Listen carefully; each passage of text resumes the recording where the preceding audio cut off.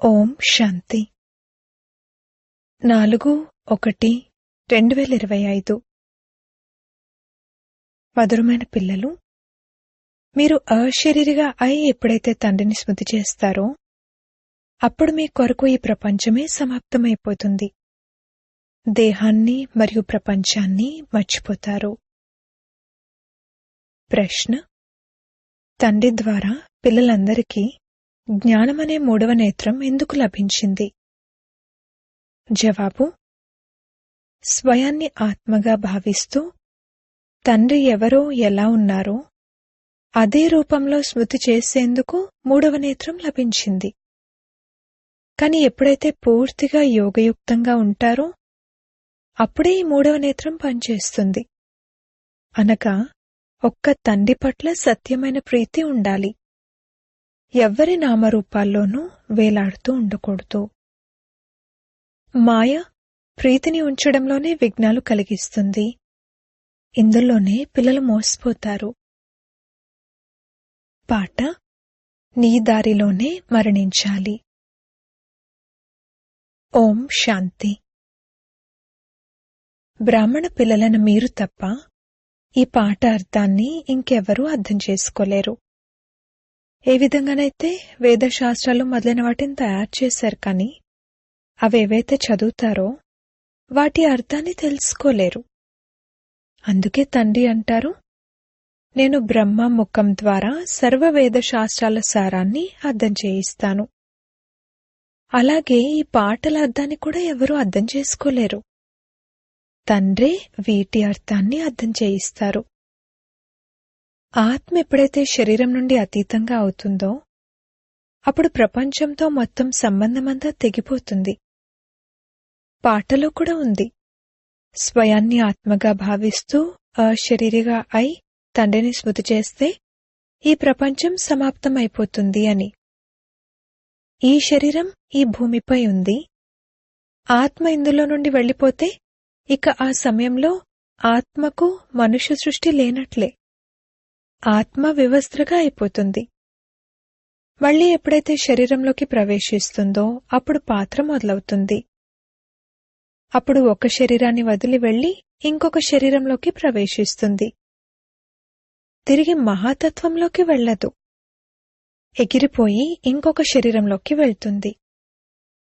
ఇక్కడ ఈ ఆకాశతత్వంలోనే ఆత్మ పాత్రను అభినయించాలి. మూలవతనంలోకి వెళ్లేది లేదు. ఎప్పుడైతే శరీరం వదులుతారో అప్పుడు ఈ కర్మబంధనాలు ఉండవు, అలాగే ఆ కర్మబంధనాలు ఉండవు. శరీరం నుండే వేరైపోతారు కదా. మళ్లీ వేరొక శరీరం తీసుకున్నప్పుడు ఆ కర్మబంధనాలు మొదలవుతాయి. ఈ విషయాలు మీకు తప్ప ఇతర మనుషులెవరికీ తెలియవు.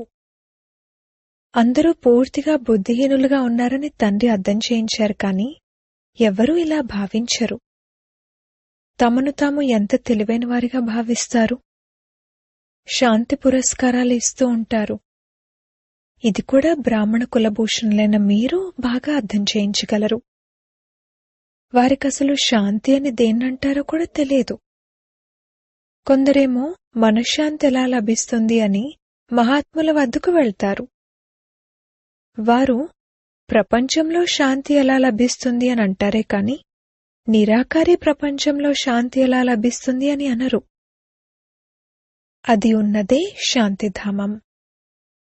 ఆత్మలైన మనము శాంతిధామంలో ఉంటాము, కాని వారు మనశ్శాంతి అంటారు. శాంతి ఎలా లభిస్తుంది అన్నది వారికి తెలియదు. శాంతిధామం అయితే మన ఇల్లు. ఇక్కడ శాంతి ఎలా లభించగలదు? అయితే సత్యుగంలో సుఖము, శాంతి, సంపద అన్నీ ఉన్నాయి. దాని స్థాపనను తండ్రి చేస్తారు. ఇక్కడైతే ఎంత అశాంతి ఉంది. ఇవన్నీ ఇప్పుడు పిల్లలైన మీరే అర్థం చేసుకోగలరు. సుఖము, శాంతి, సంపద భారత్లోనే ఉండేవి. ఆ వారసత్వం తండ్రి ఇచ్చింది. మరియు దుఃఖము, అశాంతి, పేదరికం ఈ వారసత్వం రావణుడిది. ఈ విషయాలన్నీ అనంతమైన తండ్రి కూర్చుని పిల్లలకు అర్థం చేయిస్తున్నారు. తండ్రి పరంధామంలో ఉండే జ్ఞాన సంపన్నులు. వారు సుఖధామం యొక్క వారసత్వాన్ని మనకిస్తారు. వారు ఆత్మలైన మనకు అర్థం చేయిస్తున్నారు. జ్ఞానం ఆత్మలో ఉంటుందనైతే మీకు తెలుసు. వారినే జ్ఞానసాగరుడని అనడం జరుగుతుంది. ఆ జ్ఞానసాగరుడు ఈ శరీరం ద్వారా ప్రపంచ చరిత్ర భూగోళం గురించి అర్థం చేయిస్తారు. ప్రపంచానికి ఆయువు అంటూ ఉండాలి కదా. ప్రపంచమైతే ఎల్లప్పుడూ ఉండనే ఉంది. కేవలం కొత్త ప్రపంచం మరియు పాత ప్రపంచం అంటారు. ఇది కూడా మనుషులకు తెలియదు. కొత్త ప్రపంచం నుండి పాత ప్రపంచంగా తయారయ్యేందుకు ఎంత సమయం పడుతుంది? కలియుగం తర్వాత సత్యుగం తప్పకుండా వస్తుంది అని పిల్లలైన మీకు తెలుసు. అందుకే కలియుగం మరియు సత్యుగం యొక్క సంగమంలో తండ్రి రావాల్సి ఉంటుంది. పరంపిత పరమాత్మ బ్రహ్మ ద్వారా కొత్త ప్రపంచ స్థాపనను, శంకరుని ద్వారా వినాశనాన్ని చేయిస్తారని కూడా మీకు తెలుసు. త్రిమూర్తి అంటే అర్థమే స్థాపన, వినాశనం, పాలన. ఇవి సామాన్యమైన విషయాలే. కానీ ఈ విషయాలను పిల్లలను మీరు మర్చిపోయారు. లేదంటే మీకెంతో సంతోషం ఉండాలి, నిరంతరము స్మృతి ఉండాలి. బాబా మనల్నిప్పుడు కొత్త ప్రపంచానికి యోగ్యులుగా తయారు చేస్తున్నారు. భారతవాసులైన మీరే యోగ్యులుగా తయారవుతారు, ఇంకెవ్వరూ అవ్వరు. అయితే ఇతర ధర్మాల్లోకి ఎవరైతే కన్వర్ట్ అయిపోయారో వారు తిరిగి రావచ్చు. అప్పుడు అందులోకి మారినట్లుగానే మళ్ళీ ఇందులోకి మారిపోతారు. ఈ జ్ఞానమంతా మీ బుద్ధిలో ఉంది. ఈ పాత ప్రపంచం ఇప్పుడు మారుతుందని మనుషులకు అర్థం చేయించాలి. మహాభారత యుద్ధం కూడా తప్పకుండా జరగనున్నది. ఈ సమయంలోనే బాబా వచ్చి రాజయోగాన్ని నేర్పిస్తారు. ఎవరైతే రాజయోగం నేర్చుకుంటారో వారు కొత్త ప్రపంచంలోకి వెళ్ళిపోతారు. ఉన్నతోన్నతమైన వారు భగవంతుడని, ఆ తర్వాత బ్రహ్మ విష్ణు శంకర్లని, ఆ తర్వాత ఇక్కడ చూస్తే ముఖ్యమైన వారు జగదంబ మరియు జగత్పిత అని మీరు అందరికీ అర్థం చేయించొచ్చు. తండ్రి రావడం కూడా ఇక్కడే వస్తారు, ఈ బ్రహ్మ తనువులోకి. ప్రజాపిత బ్రహ్మ అయితే ఇక్కడే ఉన్నారు కదా. బ్రహ్మ ద్వారా స్థాపన అనేది సూక్ష్మవత్నంలోనైతే జరగదు కదా, అది ఇక్కడే జరుగుతుంది. వీరు వ్యక్తం నుండి అవ్యక్తమవుతారు. వీరు రాజయోగాన్ని నేర్చుకుని విష్ణువు యొక్క 2 రూపాలుగా తయారవుతారు. ప్రపంచ చరిత్రను, భూగోళాన్ని అర్థం చేసుకోవాలి కదా. మనుషులే అర్థం చేసుకుంటారు. విశ్వాధిపతియే విశ్వ చరిత్ర భూగోళములను అర్థం చేయించగలరు. వారు జ్ఞాన సంపన్నుడు, పునర్జన్మ రహితుడు. ఈ జ్ఞానం ఎవరి బుద్ధిలోనూ లేదు. పరిశీలించేందుకు కూడా బుద్ధి కావాలి కదా. బుద్ధిలో ఏమైనా కూర్చుంటుందా లేక అలాగే ఉన్నారా అని నాడి చూడాలి. అజ్మల్ ఖాన్ అనే ఒక ప్రసిద్ధమైన వైద్యుడు ఉండేవారు. వారికి చూడగానే రోగమేంటో తెలిసిపోయేది అని అనేవారు. ఇప్పుడు పిల్లలైన మీరు కూడా వీరు యోగ్యులా కాదా అన్నది అర్థం చేసుకోవాలి. తండ్రి పిల్లలకు జ్ఞానపు 3వ నేత్రాన్ని ఇచ్చారు. దాంతో మీరు స్వయాన్ని ఆత్మగా భావిస్తూ తండ్రి ఎవరో, ఎలా ఉన్నారో వారిని అదే రూపంలో స్మృతి చేస్తారు. కాని ఎవరైతే పూర్తిగా యోగయుక్తంగా ఉంటారో, ఎవరికైతే తండ్రితో ప్రీతిబుద్ధి ఉంటుందో వారికి ఇటువంటి బుద్ధి ఉంటుంది. అందరూ అలా లేరు కదా. ఒకరి నామరూపాల్లో ఒకరు వేలాడుతూ ఉంటారు. తండ్రి అంటారు, ప్రీతిని నాతో పెట్టుకోండి కదా. మాయ ఎటువంటిదంటే అది ప్రీతి పెట్టుకోనివ్వదు. తన కస్టమర్లు వెళ్ళిపోతున్నారు అని మాయ కూడా చూస్తుంది. అప్పుడిక ఒక్కసారిగా ముక్కు చెవులు పట్టుకుంటుంది. మళ్ళీ ఎప్పుడైతే మోసపోతారో అప్పుడు మాయతో మోసపోయామని అర్థం చేసుకుంటారు. వారు మాయాజీతులుగా జగజ్జీతులుగా అవ్వలేరు, ఉన్నత పదవిని పొందలేరు. ఇందులోనే శ్రమ ఉంది. నన్నొక్కరినే స్మృతి చేస్తే మీ పతిత బుద్ధి పావనమైపోతుంది అని శ్రీమతం చెప్తుంది. కాని కొందరికెంతో కష్టం అనిపిస్తుంది. ఇందులో సబ్జెక్ట్ ఒకటే, అల్ఫ్ మరియు బే, భగవంతుడు మరియు రాజ్యాధికారం, అంతే. ఈ 2 పదాలను కూడా స్మృతి చేయలేరా? భగవంతుణ్ణి స్మృతి చేయండి అని బాబా చెప్తారు, కాని తమ దేహాన్ని మరియు ఇతరుల దేహాలను స్మృతి చేస్తూ ఉంటారు. బాబా అంటారు, దేహాన్ని చూస్తూ మీరు నన్ను స్మృతి చేయండి. నన్ను చూడటానికి, అర్థం చేసుకోవడానికి ఆత్మకు ఇప్పుడు 3వ నేత్రం లభించింది, దానిని ఉపయోగించండి. పిల్లలను మీరిప్పుడు త్రినేత్రులుగా మరియు త్రికాలదర్శులుగా అవుతారు, కాని త్రికాలదర్శులుగా కూడా నంబర్వారుగా ఉన్నారు. జ్ఞానాన్ని ధారణ చేయడం ఏమంత కష్టం కాదు, చాలా బాగా అర్థం చేసుకుంటారు. కాని యోగ బలం తక్కువగా ఉంది, దేహీ అభిమాని స్థితి చాలా తక్కువగా ఉంది.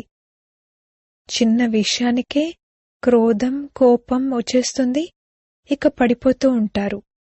లేస్తారు, పడిపోతారు. ఈరోజు లేస్తారు, రేపు మళ్ళీ పడిపోతారు. దేహాభిమానం ముఖ్యమైనది.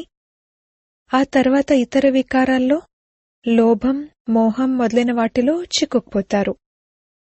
దేహం పట్ల కూడా మోహం ఉంటుంది కదా. మాటల్లో మోహం ఎక్కువగా ఉంటుంది. ఇప్పుడు తండ్రి దాని నుండి విముక్తులుగా చేస్తారు. మీకు అనంతమైన తండ్రి లభించారు, ఇక మోహం ఎందుకు పెట్టుకుంటారు? ఆ సమయంలో ముఖం, మాట తీరు అంతా కోతిలా అయిపోతుంది. తండ్రి అంటారు, నష్టోమోహులుగా అవ్వండి. నిరంతరము నన్ను స్మృతి చేయండి. పాపాల భారం తలపై ఎంతో ఉంది, అది ఎలా తొలగుతుంది?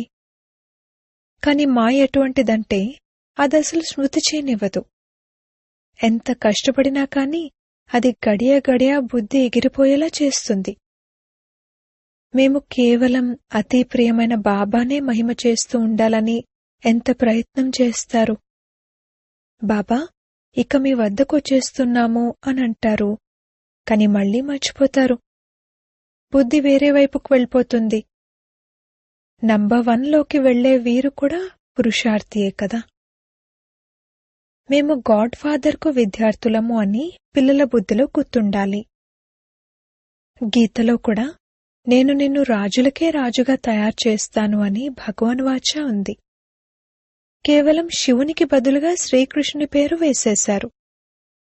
వాస్తవానికి శివబాబా జయంతిని మొత్తం ప్రపంచం అంతటా జరుపుకోవాలి. శివబాబా అందరినీ దుఃఖం నుండి విముక్తులుగా చేసి మార్గదర్శకుడై తనతో పాటు తీసుకువెళ్తారు. వారు ముక్తిదాత మరియు మార్గదర్శకుడు అనైతే అందరూ అంగీకరిస్తారు. అందరి పతితపావనుడు తండ్రి. వారు అందరినీ శాంతిధామం, సుఖధామంలోకి తీసుకువెళ్తారు. మరి వారి జయంతినెందుకు జరుపుకోరు? భారతవాసులే జరుపుకోరు. అందుకే భారత్కు ఇంత దుర్గతి పట్టింది. మృత్యు కూడా చాలా దుర్గతిలో జరుగుతుంది. వారు ఎలాంటి బాంబులు తయారు చేస్తారంటే గ్యాస్ బయటకు రాగానే అంతమైపోతారు. క్లోరోఫామ్ ఇచ్చినట్లయిపోతారు. ఇవి కూడా వారు తయారు చేయాల్సిందే. ఇది ఆగిపోవడం అసంభవం. కల్పపూర్వం ఏదైతే జరిగిందో అది మళ్లీ ఇప్పుడు రిపీట్ అవుతుంది. ఈ మిసైల్స్ మరియు ప్రకృతి వైపరీత్యాల ద్వారా పాత ప్రపంచం వినాశనమైంది. అది మళ్లీ ఇప్పుడు జరుగుతుంది. వినాశన సమయం ఎప్పుడైతే వస్తుందో అప్పుడు డ్రామా ప్లాన్ అనుసారంగా వినాశనం పాత్రలోకి వచ్చే తీరుతుంది. డ్రామా వినాశనాన్ని తప్పకుండా చేయిస్తుంది. రక్తపు నదులు ఇక్కడ ప్రవహిస్తాయి. గృహయుద్ధాలలో ఒకరినొకరు హతమార్చుకుంటారు కదా. ఈ ప్రపంచం మారుతోందని మీలో కూడా కొందరికే తెలుసు. ఇప్పుడు మనం సుఖధామంలోకి వెళ్తాము. కావున సదా జ్ఞానం యొక్క అతీంద్రియ సుఖంలో ఉండాలి. ఎంతగా స్మృతిలో ఉంటారో అంతగా సుఖం పెరుగుతూ ఉంటుంది. చీచీ దేహం నుండి నష్టోమోహులుగా అవుతూ ఉంటారు. తండ్రి కేవలం అంటారు, భగవంతుణ్ణి స్మృతి చేస్తే రాజ్యాధికార వారసత్వం మీదవుతుంది. క్షణంలో రాజ్యాధికారం లభిస్తుంది. ఎవరైనా చక్రవర్తికి కొడుకు పుడితే ఆ కొడుకు చక్రవర్తి అయినట్లే కదా. కావున తండ్రి అంటారు, నన్ను స్మృతి చేస్తూ ఉండండి మరియు చక్రాన్ని స్మృతి చేయండి. అప్పుడు చక్రవర్తి మహారాజులుగా అవుతారు. అందుకే సెకండ్లో జీవన్ముక్తి, సెకండ్లో బికారి నుండి రాకుమారుడు అని గానం చేయబడుతుంది. ఇదెంత బావుంది! కావున శ్రీమతంపై బాగా నడుచుకోవాలి. అడుగడుగులో సలహా తీసుకోవాల్సి ఉంటుంది. తండ్రి అర్థం చేయిస్తారు. మధురమైన పిల్లలు, ట్రస్టీగా అయి ఉన్నట్లయితే మమకారం తొలగిపోతుంది. కాని ట్రస్టీగా అవ్వడం అనేది అంత సులువైన విషయం కాదు. బాబా స్వయం ట్రస్టీగా అయ్యారు. పిల్లలను కూడా ట్రస్టీలుగా తయారు చేస్తారు. వీరేమైనా తీసుకుంటారా? మీరు ట్రస్టీలుగా అయి సంభాళించండి అంటారు. ట్రస్టీలుగా అయితే మమకారం తొలగిపోతుంది. అంతా ఈశ్వరుడిచ్చిందే అని అంటారు కూడా. కాని ఏదైనా నష్టం వస్తే లేదా ఎవరైనా చనిపోతే ఇక రోగగ్రస్తులైపోతారు. ఏదైనా దొరికితే సంతోషం కలుగుతుంది. మరి ఈశ్వరుడే ఇచ్చారు అన్నప్పుడు ఒకవేళ చనిపోతే ఏడవాల్సిన పనేముంది? కాని మాయ తక్కువేమీ కాదు. ఇదంత సులువైన విషయం కాదు. ఈ సమయంలో తండ్రి అంటారు, మాకు ఈ పతిత ప్రపంచంలో ఉండాలని లేదు, మమ్మల్ని పావన ప్రపంచంలోకి తీసుకువెళ్ళండి, మీతో పాటు తీసుకువెళ్ళండి అని మీరు నన్ను పిలిచారు. కాని దీని అర్థాన్ని కూడా అర్థం చేసుకోలేరు. పతిత పావనుడు వస్తే మరి ఈ శరీరం తప్పకుండా అంతమైపోతుంది కదా. అప్పుడే ఆత్మలను తీసుకువెళ్లగలరు. కావున ఇటువంటి తండ్రిపై ప్రీతి బుద్ధి కలిగి ఉండాలి. ఒక్కరిపైనే ప్రేమ పెట్టుకోవాలి. వారినే స్మృతి చేయాలి. మాయా తుఫాన్లైతే వస్తాయి.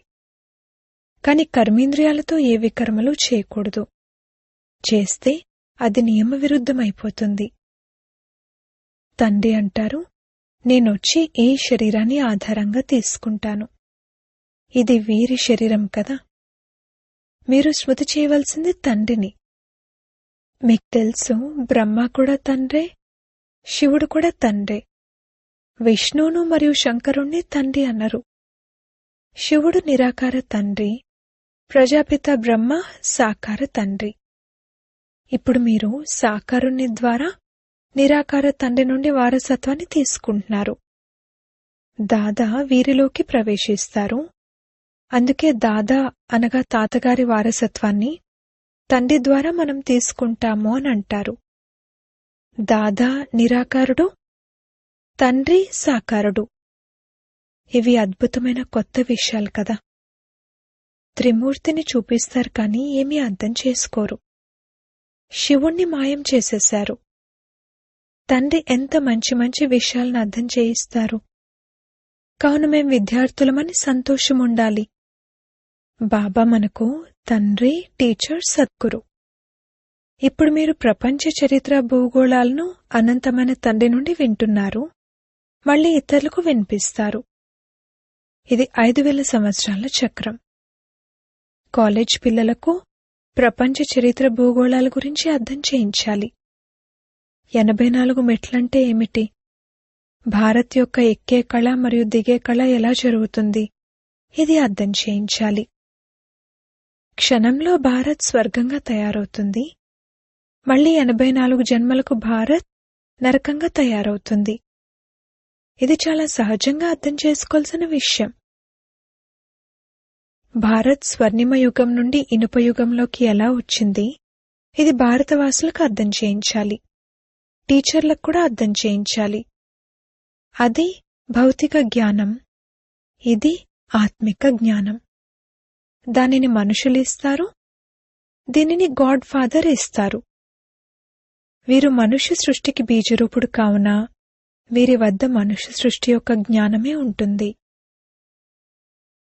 అచ్చా, మధురాతి మధురమైన సిక్కిలదే పిల్లలకు మాతాపితా బాప్దాదాల ప్రియస్మృతులు మరియు గుడ్ మార్నింగ్.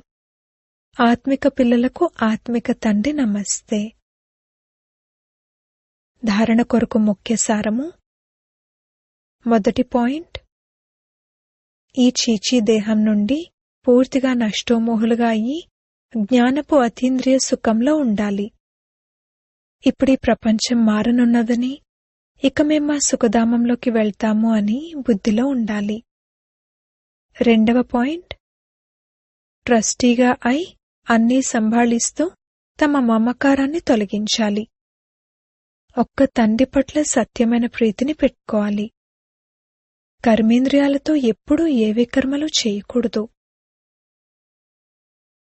వరదానము: బ్రహ్మబాబా సమానంగా శ్రేష్టాతి శ్రేష్టమైన చిత్రాన్ని తయారు చేసుకునే పరోపకారి భవ.